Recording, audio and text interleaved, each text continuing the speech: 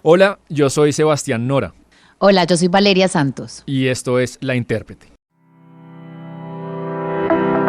En este nuevo episodio de La Intérprete quisimos invitar a Valeria Santos. Valeria, bienvenida, porque hay un tema que es muy importante, que por supuesto lo hemos discutido esta semana, y es que el presidente Iván Duque hizo un anuncio al país. Yo creo que el anuncio que será recordado como una de las decisiones más relevantes de todo su mandato, y es que después de reunirse Valeria esta semana con el alto comisionado de ACNUR, Filippo Grandi, pues presentó un proyecto de decreto para activar el Estatuto Temporal de Protección para Migrantes Venezolanos, el cual, Valeria, pues facilitará la regularización de los migrantes y de refugiados venezolanos en Colombia de manera temporal, una cosa muy grande. Tenemos que ser claros que ante estas circunstancias, y también viendo las implicaciones que tiene para Colombia, que cerca de 1 millón de migrantes estén irregulares en el país y que muchos de ellos acuden al sistema de salud, pero que cuando lo hacen, como no están asegurados, terminan generando un costo de gran dimensión para el sistema, afectándolos a ellos mismos y al sistema de salud.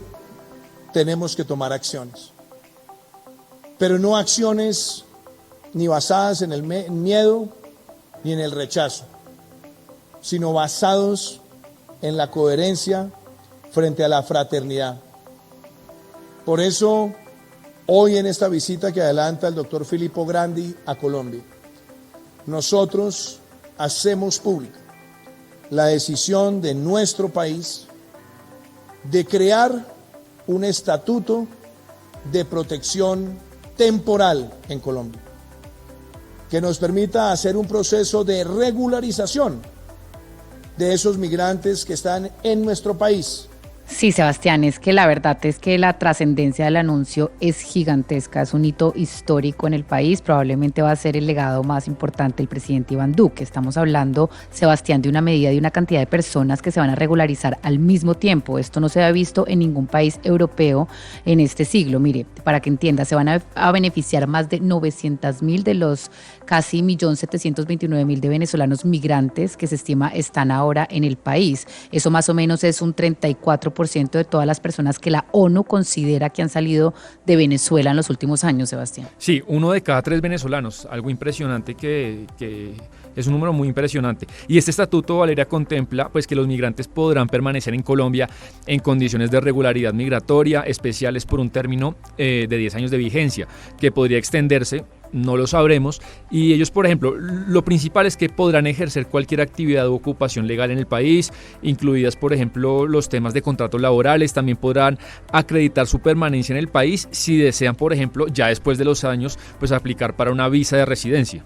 Además, Sebastián, pues esto cuenta con un espaldarazo muy importante de la comunidad internacional. Mire, al evento asistieron varios embajadores para darle, pues, digamos, el beneplácito al proyecto, entre ellos el embajador de Estados Unidos en Colombia, Philip Goldberg.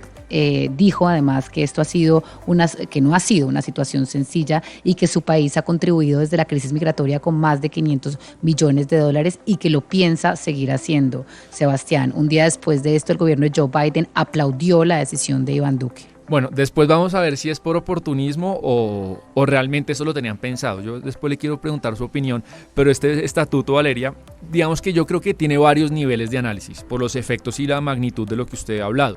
Primero, es un golpe a una tradición, creo yo, que Colombia ha construido a pulso, pues de ser un país cultural y jurídicamente muy hostil con la migración. No hemos sido un país amable ni atractivo para los migrantes, y ahí están los números. Aparte de, yo no sé si usted tenga amigos o conocidos sirios, libaneses. Yo, por ejemplo, soy de descendencia libanesa. Algunos llegaron masivamente en la primera mitad del siglo XX, pero después de eso, migraciones, pues no hemos tenido. Así es, pues, Sebastián, sí, amigos libaneses, de pronto sirios no, pero libaneses sí, usted es uno de ellos, como lo comentó acá en este podcast. Pero mire, es que lo de Venezuela no es para sacar pecho. Mire, somos la frontera más cercana que encontraron estas cientos de miles de personas venezolanas que salieron corriendo de la dictadura y de la pobreza. Y esto y le voy a dar un dato demoledor. Mire, según la OCDE, en el 2012, menos del 0.5% de la gente que habitaba Colombia había nacido en otro país.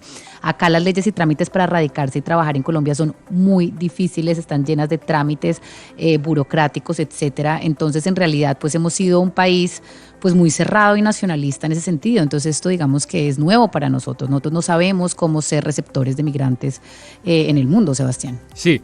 Y hablando de este gobierno, yo le abonaría, Valeria, no sé si usted también, pues al gobierno de Iván Duque, que desde el principio en este tema sí ha tenido una disposición de ayudar y recibir en la medida de lo posible a los venezolanos, teniendo en cuenta que muchos países de la región, se me ocurre ahorita Perú, por ejemplo, Ecuador, que han puesto visas y restricciones de entrada, pues la cantidad de personas que hay acá, que hay a la deriva, pues sí demanda una política migratoria mucho más clara, y eso es precisamente lo que cree Lucas Gómez, que es el gerente de frontera, que había que hacer algo mucho más importante. Obviamente aquí hay una decisión que es autónoma dentro de las potestades que tiene el presidente de la República de regulación de su política migratoria. Eso es una potestad del presidente de la República, en donde obviamente la decisión que se toma tiene implicaciones territoriales con las cuales o sobre las cuales vamos a trabajar con los actores territoriales. Frente al tema de frontera, está en trámite una ley de fronteras, está en trámite una ley de política migratoria que además fue adoptada por unanimidad en el Senado, teniendo en cuenta muchos de los elementos que van a estar presentes y que se complementan con este Estatuto Temporal de Protección. Entendiendo algo que es muy importante, Colombia no tenía una política migratoria adaptada a las condiciones reales que tenemos hoy en día.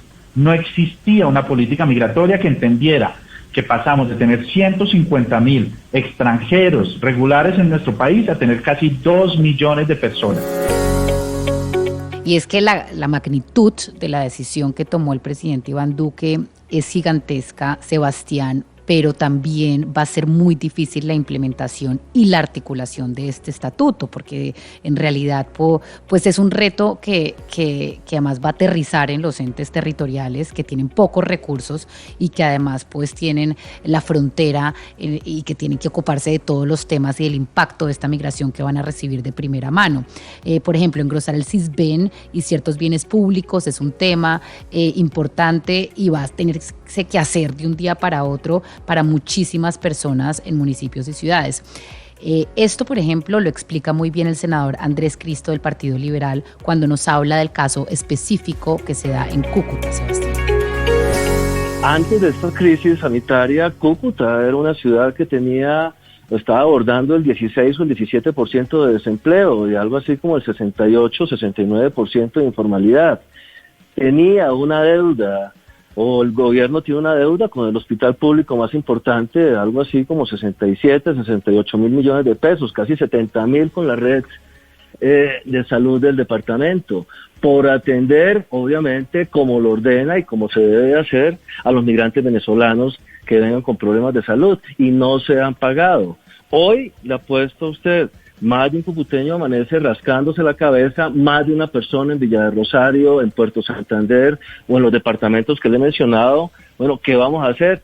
Son nuestros hermanos, toda la vida hemos convivido con los venezolanos, entran y salen, pero hoy no tenemos empleo para nosotros y queremos saber cuál va a ser la inversión social, cuál va a ser obviamente las condiciones que va a imponer el gobierno nacional y por supuesto que estamos dispuestos a ayudar y a atender.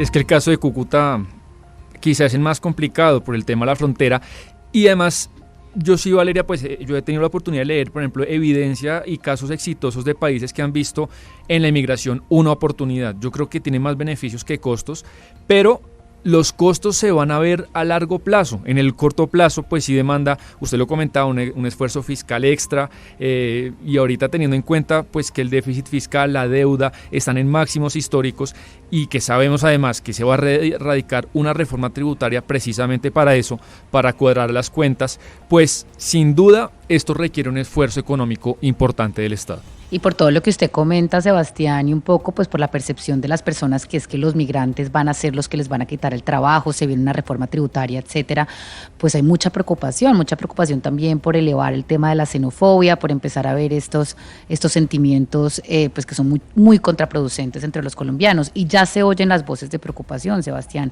Jorge Iván Ospina, el alcalde de Cali, dijo que será necesario que el país instale una mesa internacional de países donantes, pues que nos den la mano, porque como ya sabemos usted lo explicó, pues Colombia pues no está en su momento de bonanza económica, y va a ser fundamental que la Cancillería construya, Sebastián, una estrategia diplomática de apoyo internacional, pues estamos hablando de la crisis de migrantes y refugiados más crítica del mundo. El país no tiene por qué hacer esto solo, y creo que es importante que la Cancillería se pare, saque a relucir lo que estamos haciendo, el esfuerzo interno que estamos haciendo, y dé la cara para que los países pues nos ayuden de una manera solidaria, Sebastián. Sí, al igual que ocurrió con Siria hace unos años, pues que la comunidad internacional se movió para ayudar, por ejemplo, a Alemania, Turquía, donde fueron cientos de miles de ellos. Y como lo dijimos, Valeria, pues las migraciones, creo yo, esto sí es algo muy personal, tienen muchas bondades.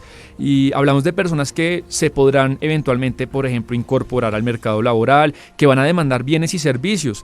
Y hablamos, pues, por supuesto, que muchos venezolanos que son talentosos, que tienen cosas para aportar, de un capital humano que se va a incorporar pues a la economía del país. Y es que se trata, Sebastián, también un poco de romper con todo esto de paradigma y con toda esta narrativa que un poco se ha instalado en el mundo, y es que la migración viene a quitar puestos de trabajo y a destruir tejido empresarial, etcétera, y a quitar oportunidades a las personas. Al revés, ya está demostrado con datos, digamos, objetivos, que la migración construye bonanza en los países. Mire, le voy a dar un estudio del 2020 del Banco de la República que dice, obviamente, que aunque la migración venezolana va a aumentar los gastos fiscales de la nación en rubros pues como salud y educación en el corto plazo, y van a pasar de 2.4 billones en el 2021 a 2.2 billones para el 2022, van a generar en el largo plazo un aumento del PIB entre 0.18 y 0.33%. Esto quiere decir, Sebastián, que si bien vamos a tener que hacer un esfuerzo en el corto plazo, que ojalá venga ayudado por naciones y otros países del mundo, el impacto del crecimiento económico, el impacto en el PIB va a ser positivo en el largo plazo, Sebastián. Y otra de las instituciones que yo desde hace tiempo he oído y visto que habla mucho de esto, pues es FEDesarrollo. Usted conoce bien a Luis Fernando Mejía, es un economista muy serio, y él viene hablando de eso que usted dice desde hace meses. Y él tiene cifras importantes de todo lo que supondría pues para el PIB, para la economía, y yo quiero que lo oigamos. La decisión del gobierno nacional de abrir una puerta hacia la regularización de cerca de 1 millón de venezolanos no solamente es la decisión correcta desde el punto de vista humanitario, de solidaridad, sino también desde el punto de vista económico. Desde FEDesarrollo estimamos que la migración venezolana, con cerca de 1 millón de trabajadores ingresando al mercado laboral, podría aumentar la fuerza laboral potencial, lo que tendría un impacto en el crecimiento económico de un crecimiento adicional de 0,1 puntos porcentuales en esta década. Es un impacto muy importante y sustancial que, al permitir este mecanismo de estatuto temporal de protección, una regularización, le abre la puerta a muchos de estos trabajadores a la formalidad laboral. Esto es esencial no solamente porque los migrantes regularizados no van a tener derechos, sino también porque van a tener obligaciones. Y una de ellas, por supuesto, tiene que ver con las contribuciones a la seguridad social, con la eventual declaración y pago de renta de los ingresos laborales percibidos. Así que es una muy buena noticia en todo sentido. Permite abrir la puerta a la inclusión social y productiva, a la formalidad laboral, al pago también de contribuciones a la seguridad social, al pago de impuestos, por lo que consideramos que esta noticia realmente es un gana-gana. De nuevo, no solamente desde el punto de vista ético, moral, de solidaridad, sino también desde el punto de vista de poder materializar las ganancias económicas de esta migración, que van a ser muy importantes a lo largo de esta década. Ahora, Sebastián, sí tenemos que ser pragmáticos y entender que la situación del país en general pues no es una buena situación, y si no nos ponemos las pilas y empezamos a reactivar la economía y en un proceso serio que hable de verdad de las reformas importantes que necesita el país en materia laboral, pensional y pues la tributaria que se viene, no se puede pensar pues que los migrantes van a estar en Colombia en una mejor situación que los colombianos. Aquí pues todos, migrantes, no migrantes, vamos a estar en un problema y vamos a ver cómo se las personas que estaban luchando por entrar a una clase media vulnerable o clase media consolidada van a empezar a recaer en pobreza, y esto incluye a los migrantes que van a estar regularizados en este estatuto de protección. Sebastián, en el caso de los migrantes específicamente, pues muchos conforman una fuerza laboral que es poco capacitada y sin un proceso genuino de inversión y reproducción empresarial, pues van a quedar condenados a la informalidad como la mitad de los colombianos de nuestro país. Sí, porque la cantidad de venezolanos que uno ve pues en situaciones difíciles, pidiendo plata, vendiendo lo que pueden, hay que ver cómo entran a la formalidad, una cosa que es muy difícil. Yo por último, Valeria, pues sí quería, por ejemplo, preguntarle a usted el tema político, porque, a ver, yo creo que quizá, no sé si usted recuerde, pero la decisión que yo recuerdo que más recibió un espaldarazo y un aplauso por parte de todo el país, quizá el único fue Gustavo Bolívar, que incluso ya pidió perdón por lo que dijo. Pero yo no sé si esto, Valeria, el timing, el momento en el que Duque lo anuncia, tiene alguna motivación política. ¿Usted qué opina? Pues Sebastián, mire, si uno se pone a analizar, como usted lo decía al principio de este podcast, el presidente Iván Duque siempre ha tenido una actitud fraterna y una actitud solidaria con nuestros hermanos venezolanos, y creo que eso ha sido una constante que el presidente no ha cambiado. Sin embargo, obviamente que esto va a tener unas consecuencias políticas. Evidentemente, esto lo acerca muchísimo más a las políticas del presidente Joe Biden, que ya sabemos que el presidente Iván Duque sí está un poco alejado de la Casa Blanca en este momento, pero esto lo acerca más y construye una línea de diálogo con el presidente Biden a través del secretario Blinken. Entonces lo vemos también, digamos, articulándose con lo que está pasando ahora en Estados Unidos, a diferencia de lo que pasaba con el presidente Donald Trump. Que haya motivaciones políticas para hacerlo, que el presidente Iván Duque en realidad se esté dando cuenta que le queda muy poco tiempo de su mandato y quiera consolidar un legado, y esto pueda llegar a ser uno de los temas por los cuales los colombianos vamos a recordar a Iván Duque, es positivo. Sin embargo, las motivaciones que tenga el presidente por hacerlo, sí o no, no quiere decir o no quiere decir que los colombianos tengamos que juzgar la medida por menos buena de lo que es. Así es como yo pienso la situación, y yo creo que independiente de las motivaciones que tenga el presidente Iván Duque, esto es una decisión que como los colombianos tendríamos que apoyar ahora y en el futuro. No, de acuerdo que al final lo importante es si esto beneficia o no al país, si beneficia o no a la gente, pero pues a mí sí me parece también interesante pensar cosas como que el presidente Duque quizá necesitaba esa foto con el embajador de los Estados Unidos después de todo lo que se ha hablado, de las desavenencias con las elecciones, una foto que de pronto el presidente necesitaba, o por ejemplo que le suelte esta bomba al país y a las 12 horas en una entrevista con una cadena nacional anuncia una reforma tributaria. Creo que también son cosas interesantes de analizar, porque todo esto en política no es gratuito, todo se piensa, detrás hay una comunicación, hay una estrategia, y puede haber algo de eso. Pero cuando uno mira las encuestas y cuando hacen los sondeos en Colombia, Sebastián, la xenofobia cada vez está creciendo más. Entonces, si esto va a tener algún impacto en la agenda política del presidente Iván Duque, va a ser un impacto negativo, justamente porque además tiene que pasar una reforma tributaria, y en el imaginario de las personas, pues el hecho de que pase justamente cuando se tome esa decisión es que muchas personas van a decir, no, es que me van a poner a pagar más impuestos para ayudar a los venezolanos, y esto no lo ayuda. Solamente recuerde lo que pasó con Angela Merkel, que abrió las puertas y las fronteras de su país a toda la migración siria, y después le tocó medio echarse de para atrás y negociar con Turquía para que Turquía lo recibiera allá, y ella se dio cuenta que el costo político era gigantesco y que la xenofobia creció en Alemania de una manera nunca antes vista después de la Segunda Guerra Mundial. Entonces, esto tiene un costo político, se tiene que tratar con pinzas y se tiene que hacer con muchísima pedagogía, Sebastián, para que el país evite que haya un brote de xenofobia que podría llegar a ser alimentado por una derecha pues muy extrema, como lo hemos visto con Alejandro Ordóñez, por ejemplo, que él siempre ha echado, digamos, este discurso como xenófobo ahí cuando puede. Entonces hay que tener mucho cuidado con esto. Sí, bueno, es un tema difícil, pero yo sí lo abrazo, lo aplaudo, y me gustaría que Colombia incluso sea más abierta pues en su relación con el mundo. Bueno, Valeria, muchas gracias por pasarse por la intérprete. Yo feliz siempre que me invitan, Sebastián, acá estoy. Y esto fue todo por hoy. Muchas gracias a ustedes por acompañarnos en este nuevo episodio de La Intérprete, por haber hecho clic desde cualquiera de las plataformas digitales en las que nos encontramos, en las que nos pueden oír semanalmente. El episodio de hoy fue producto de los libretos de Sebastián Nora, de la compañía especial de Valeria Santos, de la producción musical de Gonzalo Lázari, de la revisión de estilo de Diana Mejía. Nos oímos la próxima semana en un nuevo episodio de La Intérprete.